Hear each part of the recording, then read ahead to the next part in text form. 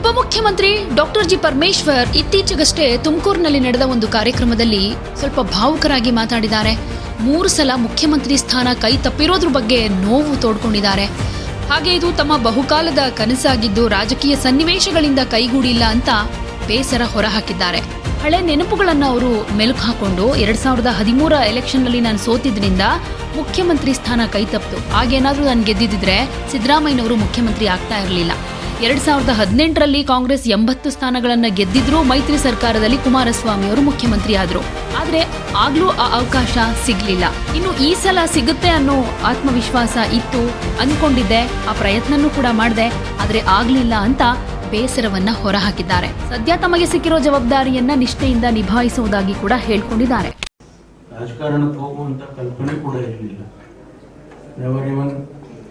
College ಡೇಸಿಂದ ನಾನೇನು youth Congress NSUI ಆ ಥರದ್ದೆಲ್ಲ ಓಡಾಡ್ತಿರ್ಲಿಲ್ಲ. ಯಾಕೆಂದ್ರೆ ನಮಗೆ ಟೈಮ್ ಇರಲಿಲ್ಲ. ನಮ್ಮದು ಟ್ರೈಮಿಸ್ಟರ್ ಸಿಸ್ಟಮ್.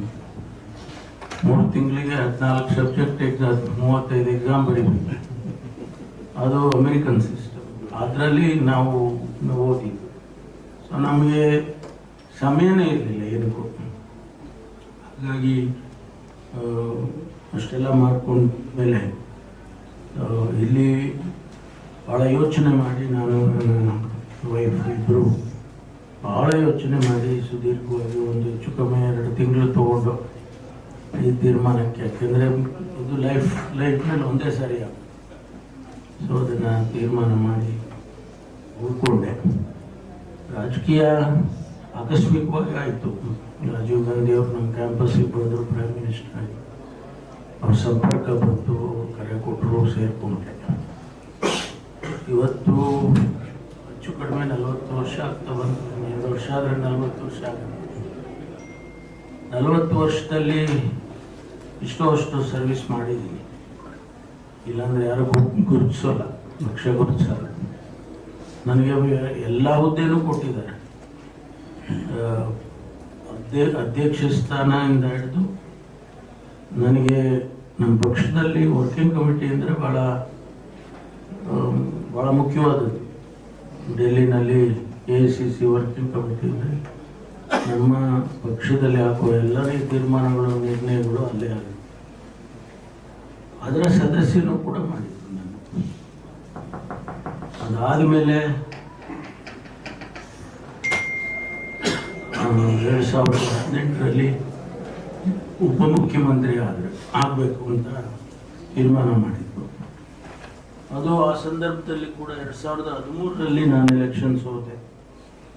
ಬಹುಶಃ ನಾನು ಗೆದ್ದಿದ್ದರೆ ಮಾನ್ಯ ಸಿದ್ದರಾಮಯ್ಯನವರು ಮುಖ್ಯಮಂತ್ರಿ ಆಗ್ತಿರ್ಲಿಲ್ಲ. ಆದರೆ ನಮ್ಮ ಅದೃಷ್ಟನೋ ಹಣೆ ಬರೋನೋ ಏನು ಹೇಳ್ತಿರೋ ಗೊತ್ತಿಲ್ಲ. ಆಗ ನಾನು ಸೋತದ್ದು ಕಾರಣಕ್ಕಾಗಿ ಅವರಾದರು. ಆಮೇಲೆ 2018ರಲ್ಲಿ ಕೂಡ ನಮ್ಮ ಪಕ್ಷ 80 ಸೀಟ್ ಗೆದ್ದಿತ್ತು. ಕೋalition ಮಾಡಿದಾಗ ಬೇರೆ ಪಕ್ಷದ ಜೊತೆ ನಾವು ಸೇರ್ಕೊಂಡು ಅವ್ರು ಬರೀ 30 ಸೀಟ್ ಏನೋ ಇತ್ತು.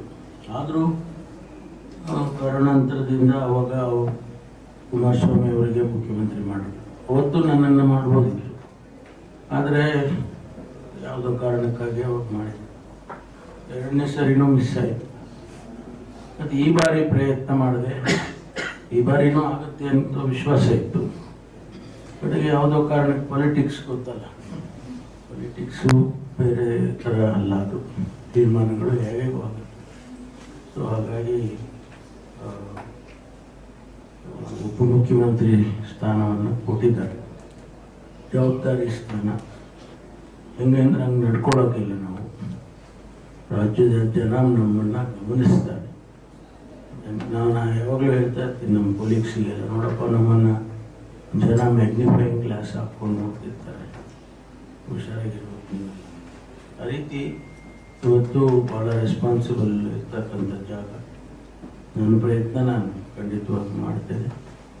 ಮತ್ತು ನಿಮಗೆಲ್ರಿಗೂ ಕೂಡ ಯಾವುದೇ ರೀತಿ ಒಂದು ಬರದಾಗೆ ಸರ್ಕಾರದಲ್ಲಿ ನಾನು ಕೂಡ ನಡ್ಕೊಳ್ತೀನಿ.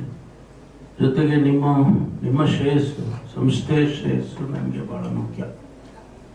ಒಂದು ಹಂತದಲ್ಲಿ ನಾನು ನಮ್ಮ ಹೈಕಮಾಂಡ್ನವ್ರಿಗೆ ಹೇಳಿದೆ, ನನಗೆ ಸಾಕು ಮಾಡಿಬಿಡಿ, ಕೊಡೋಕ್ಕಾಗೋದಿಲ್ಲ ಅಂತ ಹೇಳಿದ್ರೆ ನನಗೆ ಭಾಳ ದೊಡ್ಡ ಕೆಲಸ ಇದ್ದಾವೆ, ನಾನು ವಾಪಸ್ ಹೋಗ್ತೀನಿ ಅಂತೇಳಿ ಕೂಡ ಅವ್ರಿಗೆ ಹೇಳಿದೆ.